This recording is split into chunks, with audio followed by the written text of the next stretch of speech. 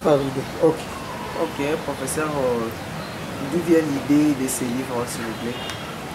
En fait, nous nous sommes donné le luxe de mener une étude dans ces milieux parce qu'on s'est rendu compte, étant écologiste et amoureux de l'environnement, nous nous sommes dit que en menant une étude là, parce qu'il y a eu plusieurs études qui ont été menées dans la partie Kinshasa, fleuve Congo jusqu'à Kisangani, mais aucune étude n'a été menée dans la partie Lualaba.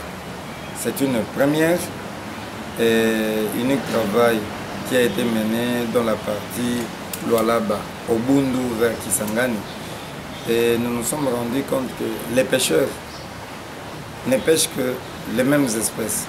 C'est-à-dire, il y a le tilapia, tilapia nilotica, tilapia zili, tilapia macrochure, tilapia, plusieurs autres tilapias qui sont pêchés. Et il y a Clarias garipinus, ngolo, que vous appelez ngolo, qui est pêché là-bas. Il y a Chrysictis wagenari, qui est un poisson qui est tacheté, jaunâtre, qui sont pêchés. Finalement, on s'est rendu compte que ces poissons sont en danger parce que la population du Maniema préfère ces poissons et ils ne les consomment que chaque jour. Alors nous avons pensé, s'il ne faut pas repeupler cette population, il sera question d'améliorer l'élevage en captivité de manière à ce qu'on sache comment multiplier cette espèce et repeupler le fleuve. Alors, parlons un peu de ce bon livre et nous avons lu dans la 35e page qui porte sur les techniques pour capturer des poissons. Pouvez-vous nous parler un peu de ça? J'en suis fier. Au Maniema, contrairement aux autres provinces où nous avions été aussi visiter comment la pêche se fait, notamment à Bukavu, où la pêche se fait avec les lampes, la lumière. Au Maniema, nous utilisons le filet maillard, le filet dormant, c'est-à-dire et les nasses. On lance le filet et demain on vient récolter. Et surtout, ce qui est dangereux, que je me suis rendu compte qu'au Maniema, on utilise les moustiquaires. Les moustiquaires que nous utilisons dans les maisons pour lutter contre les moustiques, avec des diamètres vraiment infinitésimales. Ce qui est dangereux en ce qui concerne l'écologie. Alors nous avons eu le droit, à travers ce livre, de sensibiliser la population, de manière à ce qu'ils sachent que l'utilisation des moustiquaires imprégnés ou non imprégnés, n'est pas acceptable en ce qui concerne les normes en République démocratique du Congo. Nous avons lu ces livres, nous avons trouvé que si intéressant que ça. Nous voulons maintenant que vous fassiez un peu un petit résumé apportant de ces livres pour donner aussi des goûts à ceux-là qui n'ont pas le cas de fêter.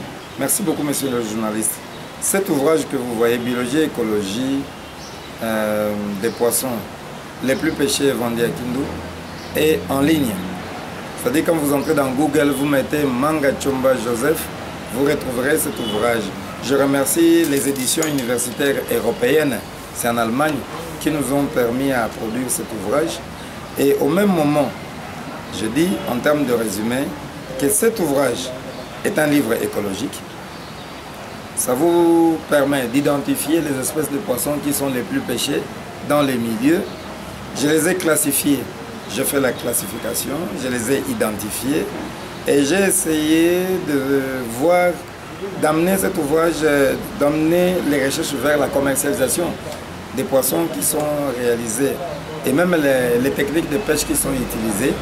J'ai interdit l'utilisation des plantes ayant des ichthyotoxines dangereuses. C'est-à-dire que, comme le mot vernaculaire le dit, Boulongomoto, quand vous utilisez ça au Maniema pour les gens qui connaissent, ça tue même les poissons, même le crocodile va mourir, même l'homme qui est dans la rivière et autres. C'est-à-dire que ce sont des techniques qui sont interdites sur le plan international. Alors on aimerait que l'homme du Maniema soit au diapason de l'homme international, notamment en ce qui concerne la pêche. Aujourd'hui, si vous êtes en Belgique, parce que moi-même j'ai eu à faire la remise à niveau au niveau de l'université de Liège, on nous recommande qu'il y a des poissons. S'ils sont de petites dimensions, vous ne les pêchez pas. Il faut telle dimension autre telle dimension. Même en ce qui concerne le ministère de l'Agriculture et de l'Environnement ici, nous avons une très bonne réglementation.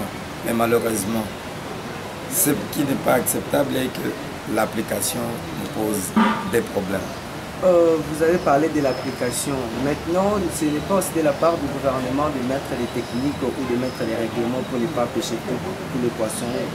Bon, je crois que ce n'est pas une question de la réglementation. Nous pensons qu'avec l'approche du nouveau chef d'État, comme il cherche la rénovation, l'immortalisation de l'homme, il cherche l'amélioration dans la gestion de la chose publique, nous pensons, nous en tant que chercheurs, que cet état des choses peut nous amener à bien gérer la biodiversité. Or, quand vous gérez la biodiversité, l'homme est sauvé.